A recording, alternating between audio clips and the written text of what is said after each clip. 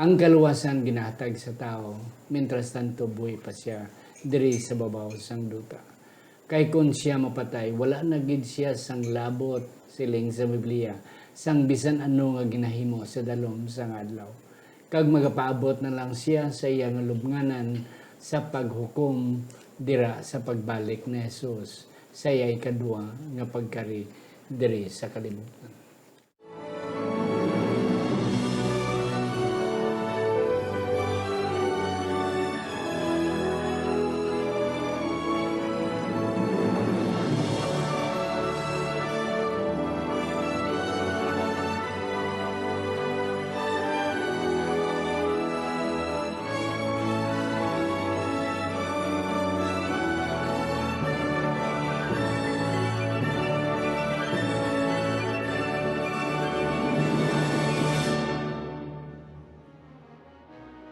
Ang pagtuon sumong simanal nga pag-usisa, pag-review, pag-tuon, pagbusisi, o kon pagtungkad sa atong leksyon sa eskwela sa Batika. Kaginigindala sa inyo sa Media Ministry Department sa atong iglesia diri sa Central Philippine Adventist College diri sa Alegria, Murcia, Negros Occidental, Philippines.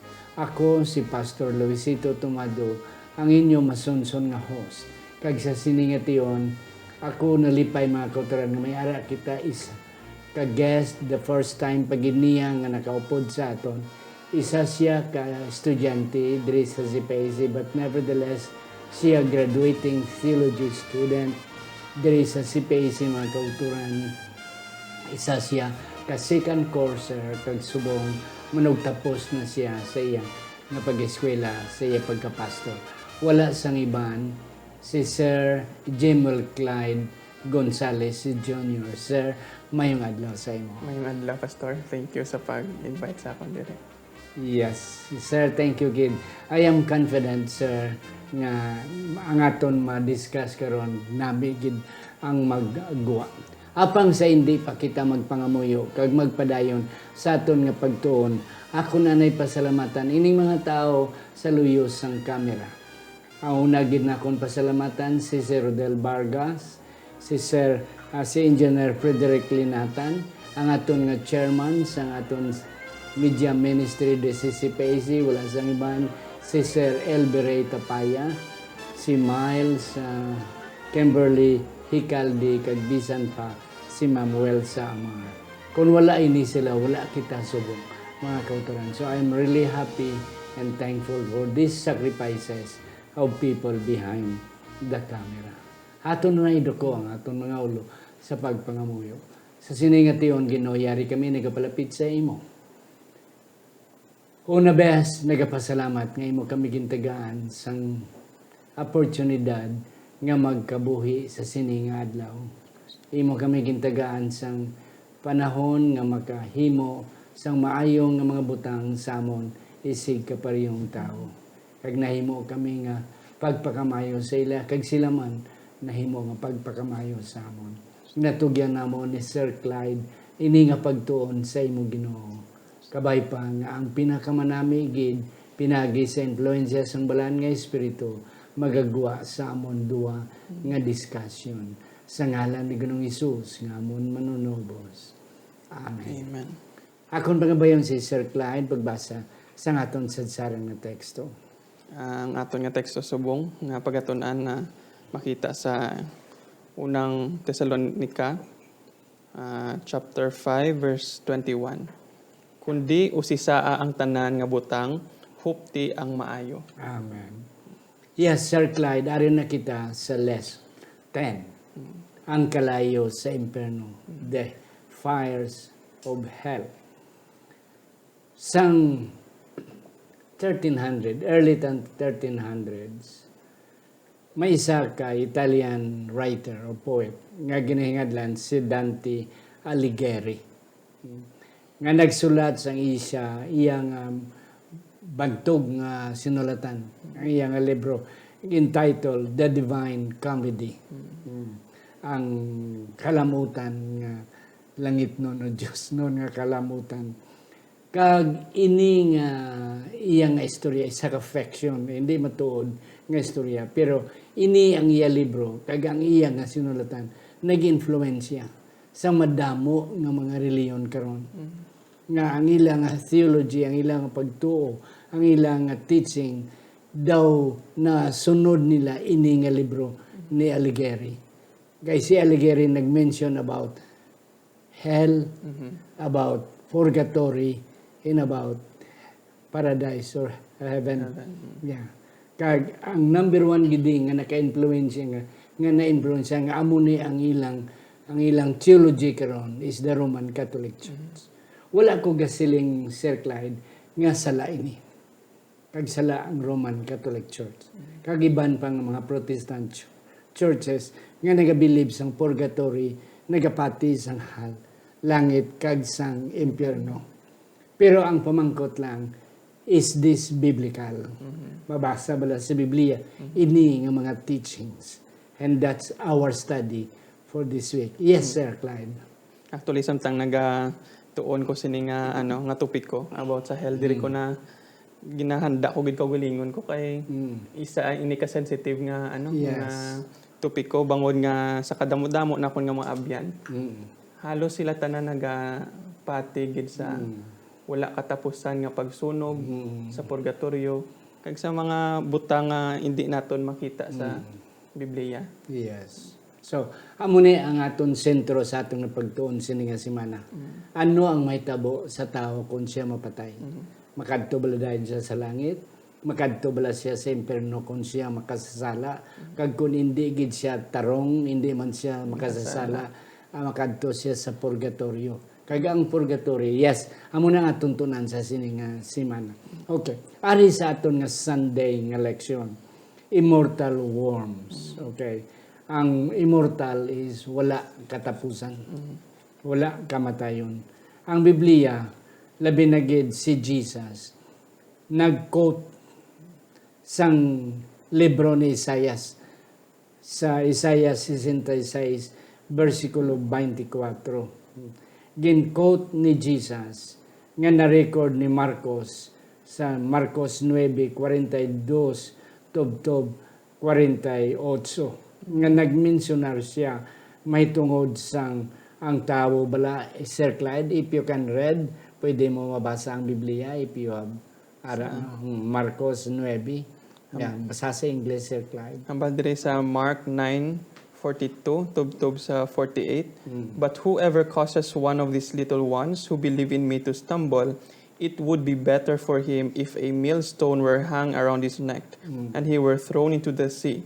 If your hand causes you to sin, cut it off.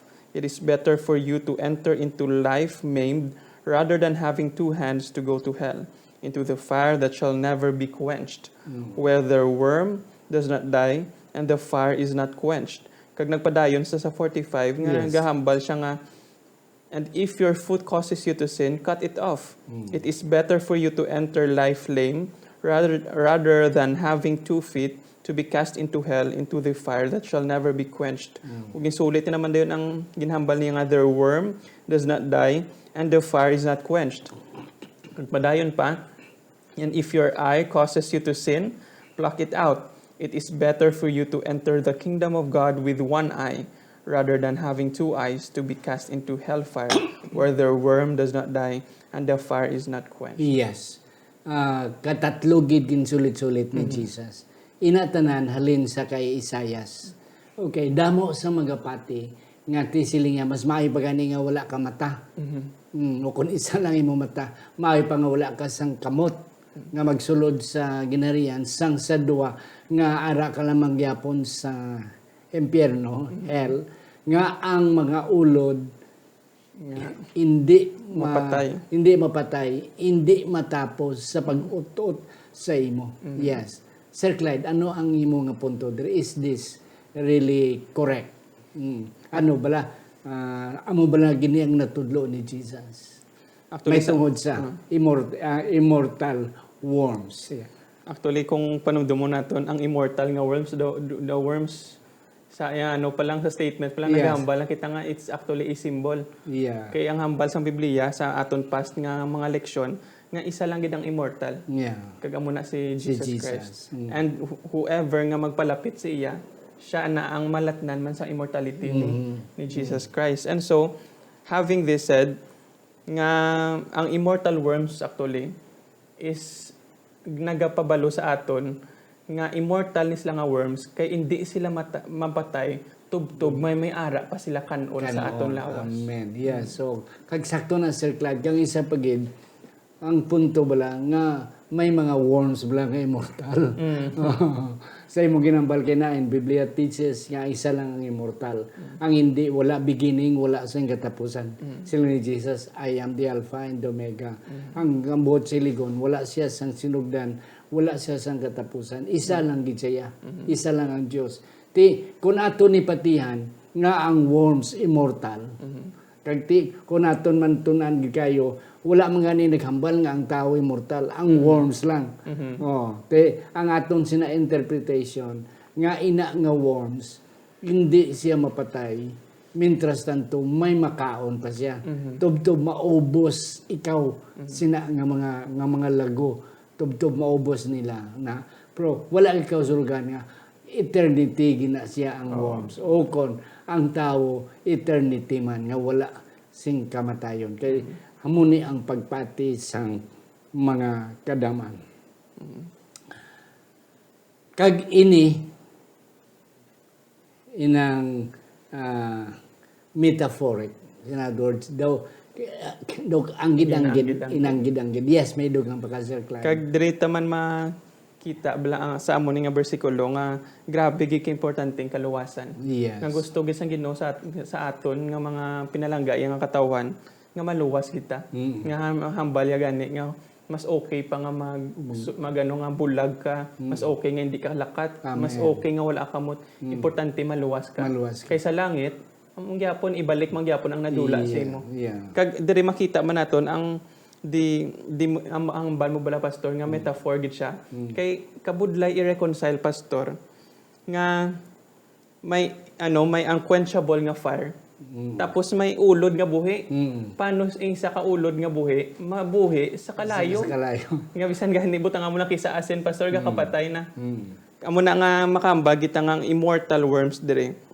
Is actually a symbol ng samtang may ara pa kanon ginila. Yes. So mga kauturan, hindi kay nagsala si Jesus. No, sakto si Jesus. Ang interpretasyon lang sang kalabanan amo ang sala. Kaya ilang na nga ang worms o kunang tao ang kagupod sang lago hindi mapatay. No. Mga kauturan, si Jesus naghatag sang pulo pa ang gid nga mas maayo pa sila ni Sir Clyde. Maayo pa magabot kita sa langit nga wala kita sang kamot, wala kita sang mata kay sang sama mapaimpierno ta nga ang lago lang man magkaon sa aton. And that's correct. Okay, sa aton nga Monday nga leksyon, the hill of fires. Yes, Sir Clyde, ano ang background sini nga why damo sa mga tao kag mga reliyon nga nagapati nga may impierno gid?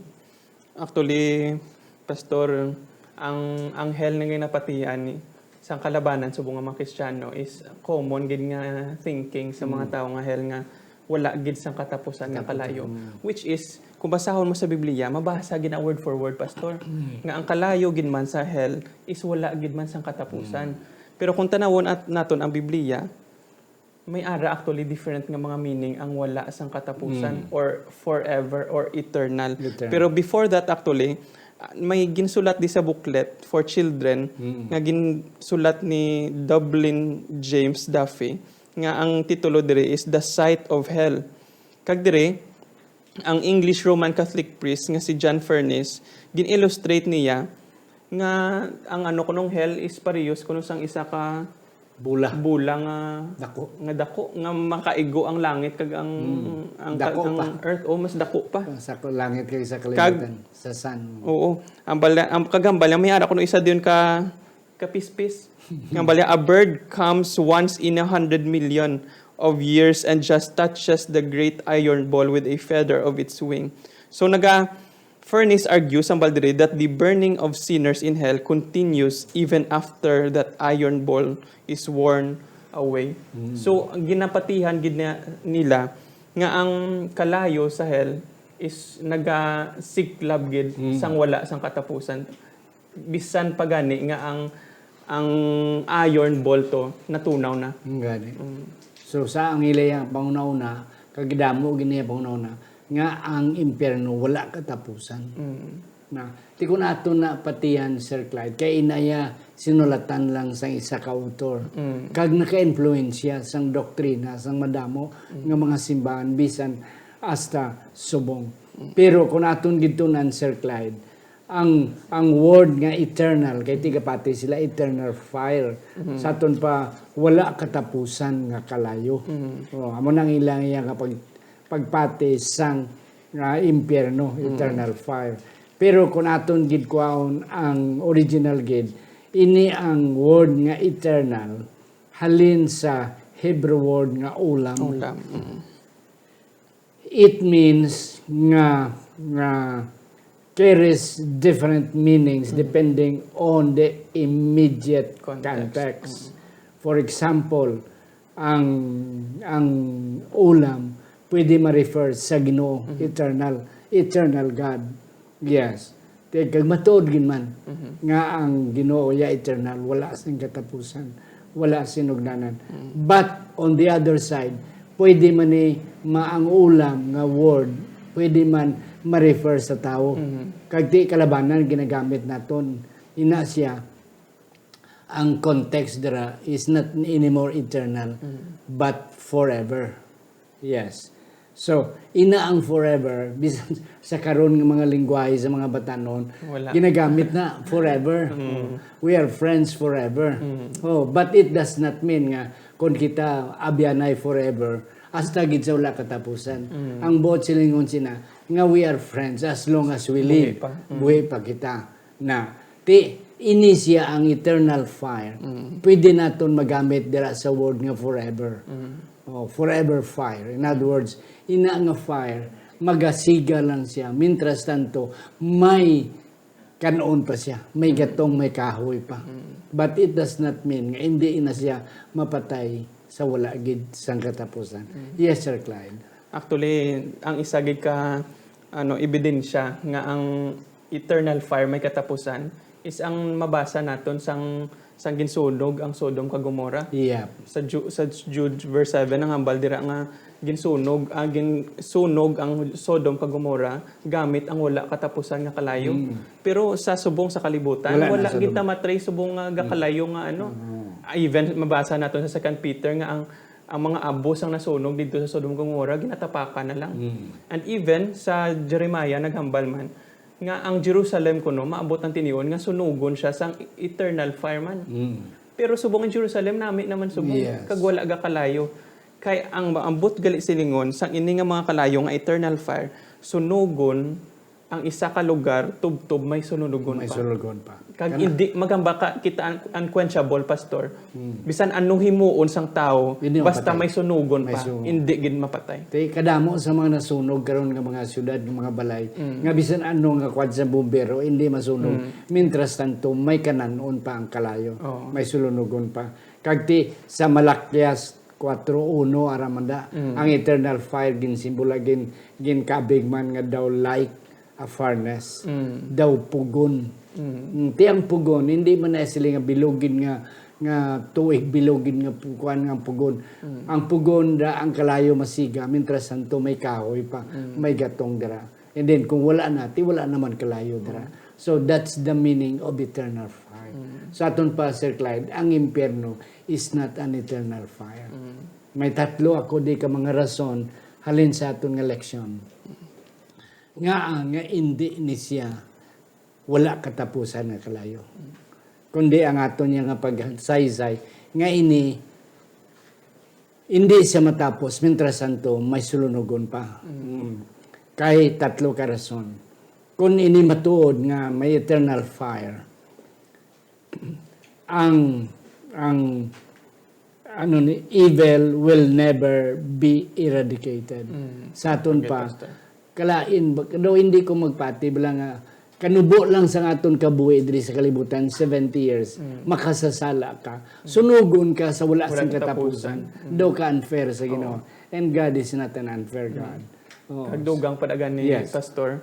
Kung dumdumon mo bala kay ang number one gid nga gusto nato nara sa Ginoo is ang kay tungod loving siya. Kag grabe ang judgment niya is very fair gid. Pero kung tanaw naton kung sundo naton ang prinsipyo sini ambot sino isa ka amay nga kung makasala iya bata kaptan iya kang kamot sa bata kag butang sa kalayo sang kandila lang pastor kag itinirda isa ka oras. Kung sino man actually makabati nga ginaamo na sang amay ang bata makamba gitaya nga ang amo na nga amay wala gid sang pagpalangga. Yes, so, wala gid sa hostisya. wala sa uyaw sakto nga uto. Wala sang tsakto nga uto. Pero ginahimo actually ang Ginoo nga worst man na sa amo na nga amay. Gani. Kay hindi lang yang ginagamit nga kalayo kandila lang. Kag hindi lang yang isa ka oras. Kundi kabilog dia gid nga ano. Hindi lang ibinong kabuhi sa walay katapusan. Away gid. katapusan. So Yes. there is no justice on it and there's Yes. no love on it. Yeah.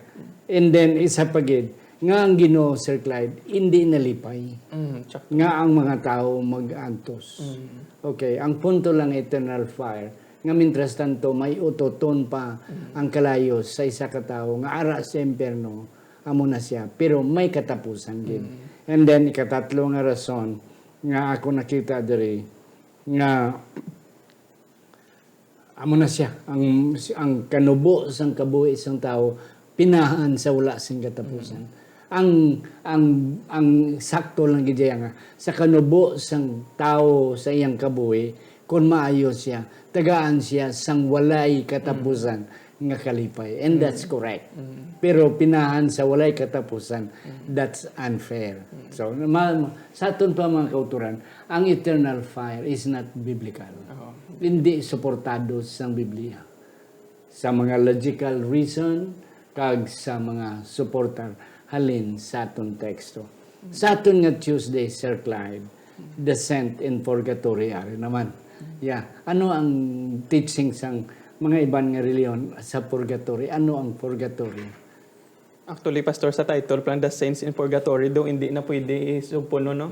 Kaya ang magambang ka saints sa langit na dapat tayo. Santos na mo. Santos na mo. Pero ang baldiri, the saints in purgatory. Pero kung tanaw naton, it actually started sa Roman Catholic Church nga nagahambal diri sa Catechism of the Catholic Church. Hambalya, all who die in God's grace and friendship but still imperfectly purified are indeed assured of their eternal salvation, but after death they undergo purification so as to achieve the holiness necessary to enter the joy of heaven. So it's very clear sa balila nagambab actually ginpadayon niya pa nga their suffering can be elevated by the prayers of their loved ones as well as by other acts on behalf of the dead. The church also commends almsgiving, indulgences, and works of the penance undertaken on behalf of the dead.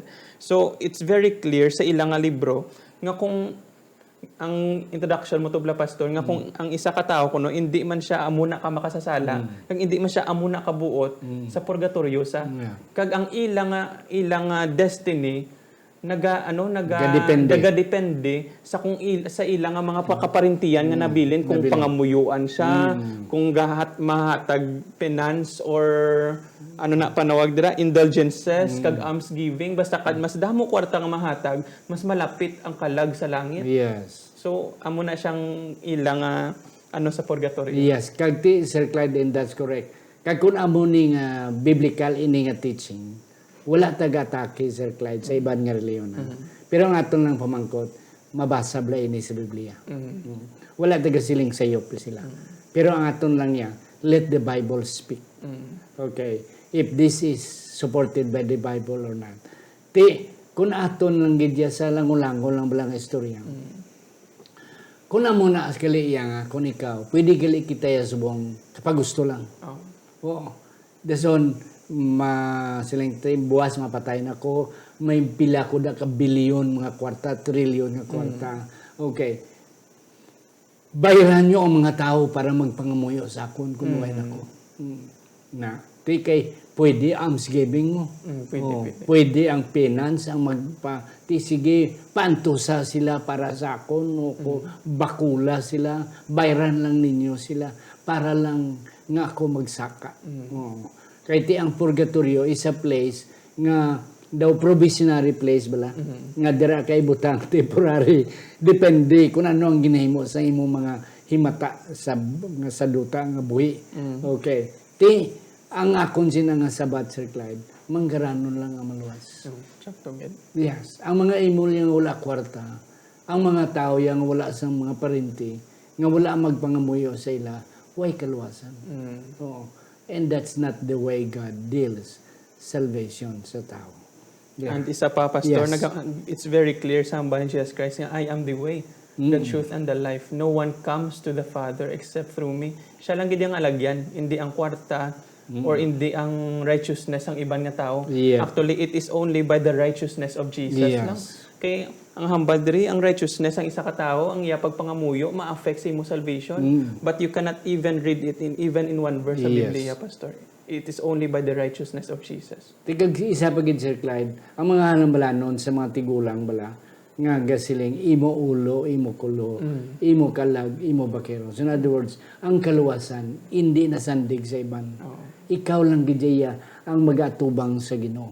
Hindi mo gani maluwas imo kabataan, hindi mo maluwas imo asawa, hindi mo maluwas imo ginikanan. Ikaw lang gid halos gani nimo maluwas imo kagalingon, luwason pa nimo ang iban. And that's the point. And that's ina nga mga halamblanon sa mga tigulang is correct. Yes. Kahit ang Biblia nagasiling, isa lang ang manunubos. Isa lang ang pwede makapangamuyo sa aton before the Father. And that is Jesus as the mediator. And that's correct. So, mga kauturan, ang purgatorio is not biblical. Hindi natin mabasa. Kag we cannot even read the word purgatory sa Biblia. Or even, ang iya lang nga meaning, ang iya lang nga concept, we cannot read it from the Bible. Yes. Arin, Sir Clyde, ano na imo nahangpan sa aton nga Markulis? A paradise with this embodied souls. Kay may sa mga friends natin sa Catholic, amo to ila ganun pati yan ang purgatory. But we also have friends sa mga Protestant churches nga gapati sila nga basta mapatay ng isa ka kalag kag mabuot lamang siya nga ditso na sa langit nga spirit lang ang body kapabilin. And so ang gapati man ang iban nga spirit pagsaka didto gina-cloth lang sa sang glory sang Ginoo kag gapadayon nato sa pagpangabuhi. So amo na ila thought of what will happen after death. Kaya ang pamangkot, Sir Clyde, mabasa bala ini sa Biblia. Kaya mga kauturan ang punto, kadamo gidiya sa mga iban nga mga reliyon nga nagapat nga kuan nga dira pa lang gani sa sulod sang balay o kunara sa simbahan ang lungon aradang patay ginahambal gina-assure na nga ato na si tatay mo sa langit. Okay, nagatanaw na siya sa aton subong kag ano na siya nagahatag sa kung sa protection nga kung ikaw ara sa danger ara siya nagaprotect. Is that biblical? Actually, Pastor, when we say nga may mga tao na ayahan sa langit, I can say nga may ara gid. Si Enoch ato na to. Yes. You can read nga si Enoch ato na sa langit. You can also read nga si Elijah ginpasaka mo sa langit. Duwa ni silang wala ka-experience kamatayon. Pero may ara man mga tao nga naka-experience kamatayon nga gin-resurrect sang Ginoo. Si Moses kag ang mga iban pa nga nagkabanhaw nga sa Banaw ni Jesus. pagbanhaw ni Jesus. Yes. Pero kung tanaw nato ng ila resurrection, Pastor, gin-resurrect hindi ilang nga spirit nga ginapatihan sang iban kundi ang ila gid mismo nga lawas. Dito ginpasaka dito sa langit. And you can never read sa Biblia nga ang lawas sa mga past naton nga ginstudihan gani. Yang lawas ang tao is immortal. Or ang may immortal nga being nga gaara sa sulod sang tao nga after mapatay mapalangit na dayon. That's why the context ng ambal diri nga the paradise with these embodied souls, we cannot even read it in the Bible. Wala actually bisan isa ka verse nga makambal sa aton nga gahiwalay ang espiritu sa aton lawas kag didto nagapuyo sa langit. Yeah, kay ang kalag, kay ang gapatian sang iban niya nga ang kalag espiritu. Oo. Yeah. Ti isa sa ilang nga mga suporta ini ang sa revelation. Souls under the altar. Oo. Pero ti kabalo kita mga kauturan nga ang kalabanan sa revelation is symbolical. Okay. Ina ang soul under the altar, mga dugo na kaysa una sa panahon Sir Clyde, sa panahon nila ni Moses, sa panahon sa mga karaan ng mga Israelinon, may haladalad sila sa sanctuaryo. Kaya ang ilang halad, ginapatay nila, ang dugo ginasalod, kag ginabubo dira sa kilid sa altar. Ti ato sa dalom sa altar ang mga dugo nagastak. Ti ini siya ang revelation. Naghambal nga ang mga katawan sa unang faithful gin-sacrifice nila ang ilang kaugalingon sa mga martyr sa ilang pagtuo. Ti nagasinggitan sila symbolically nga Lord please take vengeance of our soul, of our blood, nga balusi Ginoo sila nga nagpatay sa amon. That's symbolical. So the altar in heaven under the soul under the altar is just symbolic. It's not the real one. Wala na kita panahon Sir Clyde. Ano ang mga pila ka mga punto may tungod sang Biblia versus sang purgatorio versus sang paraiso nga ato na damo na tanan nga patay ato na dito kag iban pa nga mga pagtudlo ang impyerno. Actually, Pastor, ang una gid nga prinsipyo nga aton dumdumon sa tanan nga doktrina nga ginahatag sa Biblia sa aton, tanan gid ni nagasentro sa pagpalangga sang Ginoo kag sa iya nga judgment. So kung gapati kita nga ang Ginoo is a God of love, kag God of justice, ang iya man ang mga prinsipyo kag ang iya nga mga ginahatag sa aton nga mga kamaturan, it is also grounded on these two. And so if all the things nga ginapatiyan naton is wala nagaayon sa pagpalangga sang Ginoo kag sa justice niya, then it's not biblical. Kay ang government sang Ginoo is love gid Is love and justice. and justice. So in talking about purgatory, you cannot see love there. Yeah. It's kag justice man. Kay kung mabakal mo lang manggali ang takaluwasan, hindi na hustisya pastor. Hindi man na pagpalangga.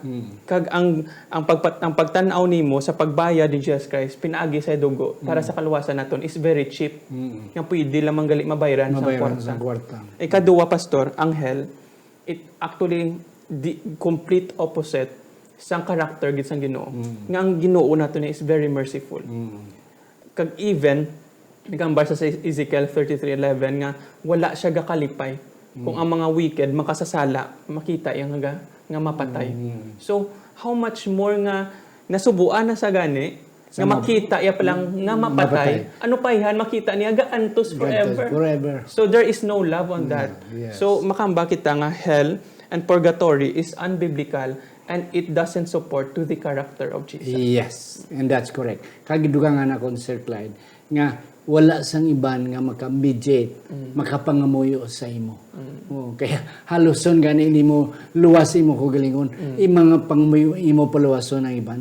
There is only one Savior, one mediator, and that is Jesus Christ. Mga utod, wala gid guro namon hatag ang tanan nga inyo ginapabot, but kami ni Sir Clyde nagapati nga we have given you the best. Kag ang pinakamanami gid nga mga punto nga aton masaghaw sa sini nga semana amon na palinton sa imo and we sa inyo, and we are very happy about that. I hope that God has blessed you sa amon presentasyon ni Sir Clyde. Akon pangayoan si Sir Clyde sa iyang last word. Yes, sir. Ang ako lang gid nga takeaway sa aton nga study subong is nagapasalamat ko sa Ginoo. Yeah. Kay bangod ng iya punishment simbolo gyapon sa iya pagpalangga.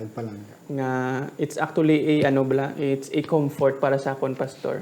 Nga even gali sa mga makasasala may ara sa pagpalangga.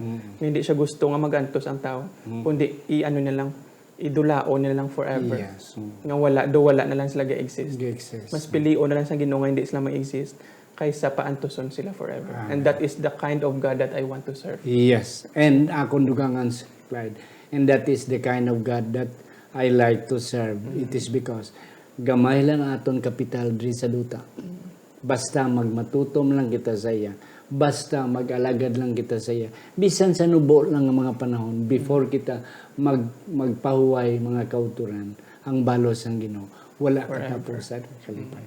Contrary sa teaching sa iban, nga wala katapusan, nga pag-antos sa imperno. Akon pa nga ba yun, Sir Clyde, pagduko sa ngaton mga ulo sa pagpangamuyo?